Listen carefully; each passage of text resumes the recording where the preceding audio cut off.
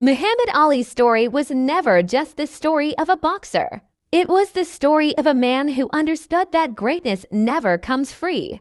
The people who become legends, the ones whose names live forever in the hearts of the world, always pay a price through sacrifice, pain, and struggle. Ali did not become great only because he won fights. He became great because he was willing to lose everything for his beliefs, his identity, and his principles. That is what made him different from everyone else. That is what made him unforgettable. When Muhammad Ali shocked the world by defeating Sonny Liston and becoming the heavyweight champion, many people thought he had already reached the peak of his journey. He had proven that self-belief is not madness when it is supported by discipline and hard work. But becoming champion was not the hardest part of his life. The real test began after that, because life asks every successful person one question.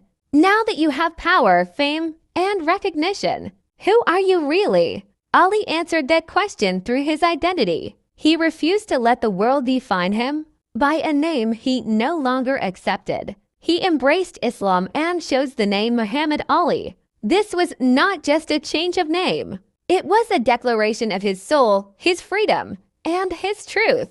Many people rejected him for it. Many refused to call him by that name. Many wanted the champion, but not the man who wanted to live on his own terms. But Ali understood something most people never truly learn. If success forces you to abandon your truth, then you are not rising, you are disappearing. And Ali was never born to disappear. Then came the moment that changed everything. In 1967, during the Vietnam War, Muhammad Ali was called to join the U.S. Army. For many people, the decision looked simple. But for Ali, it was much bigger than fame, boxing, or public approval. It was about conscience. It was about belief. It was about staying loyal to what he knew was right. So he refused. And in that moment, the world champion became a target. He was stripped of his title, banned from boxing, and publicly criticized. A man at the very peak of his power was suddenly pushed aside and forced to watch the world move on without him. Think about what that really means. Most people are afraid of losing comfort. Ali was willing to lose glory. Most people stay silent to protect success. Ali risked success to protect his soul. That is rare. That is painful. And that is exactly why his story became bigger than sports. Because history does not only remember the people who win, it remembers the people who refuse to bow down. Years later, Ali returned to boxing, but he did not return as the same young fighter he once was. Time had passed. His exile had taken years from his prime. He came back older, tested, and carrying wounds the audience could not see. But legends are not tested when life is easy. They are tested when the road back is harder than the road to the top. Ali returned not just with skill, but with wisdom, hunger, and resilience. Then came the great battles of his comeback. Joe Frazier, George Foreman, the most dangerous men of their era. Men who seemed stronger, younger, and unstoppable. In 1971, Ali lost to Joe Frazier in the fight of the century, the first defeat of his professional career. For many people, that would have been the end of the myth. But Ali's greatness was never built on staying undefeated. It was built on returning after defeat. That is the difference. Anyone can look powerful when life is easy. Only the rarest people can remain dangerous after they have fallen. In 1974, Ali faced George Foreman in the legendary Rumble in the Jungle. Most people expected him to lose. Some believed he would be destroyed.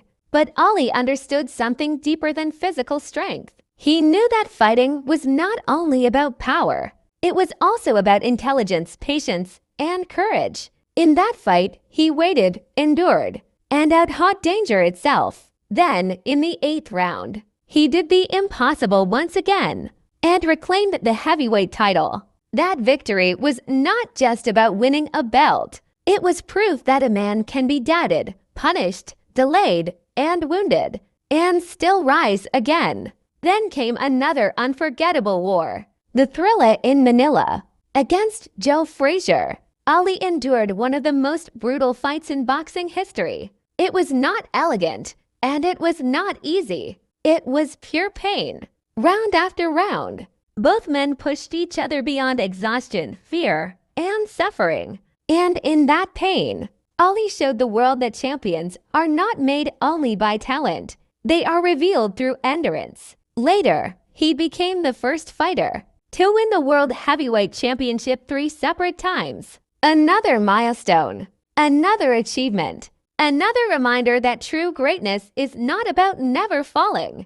It is about refusing to stay down. The deepest lesson in Ali's life is that his journey was never a straight line. He rose, he fell, and he rose again. He was praised, hated, doubted, crowned, punished, and restored. But through every chapter, he kept becoming something greater than the moment he was living in. That is why Muhammad Ali still matters today, because every person knows what it feels like to lose time, lose momentum, lose approval, or lose a part of themselves. Ali reminds us that losing a season of life does not mean losing your destiny. He once said, "Service to others is the rent you pay for your room here on earth."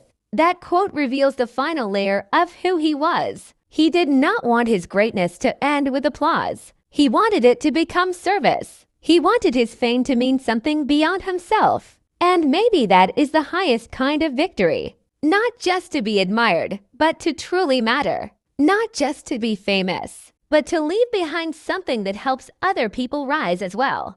Muhammad Ali was not great because life was easy on him. He was great because when life demanded a price, he paid it without surrendering his soul. That is why the world still remembers him. That is why his name still carries power. That is why his story still speaks to millions. Because some men are born talented, some are born strong.